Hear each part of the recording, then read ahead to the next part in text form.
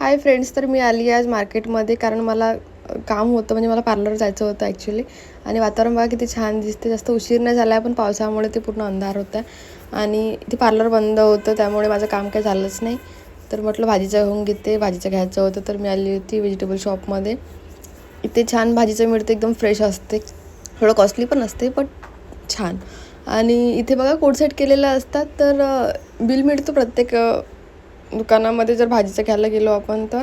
आणि तुम्ही एक वांगा 2 वांगे पण घेऊ शकता, कारण इथे किलो या पाव, अर्धा पाव, एक पाव असं नाही मिळत, तर ग्रामने मिळते सगळं काही. त्यामुळे मग मी घरी आली होती आणि साबुदाणा सोक करून ठेवला होता मी ओव्हरनाईट, कारण मला बनवायचे होते साबुदाणा वडा. तर यामध्ये मी बॉईल केलेले आलू स्मॅश करून घेतले आहे, सोबतच शेंगदाण्याची पूड पण केली होती आणि चवीपुरतं मीठ आणि मिरचीचा पेस्ट पण टाकला होता. तर मी याला वडे बनवले आणि टेस्टी बनले होते वडे, मला खूप आवडतात. तर तुम्हाला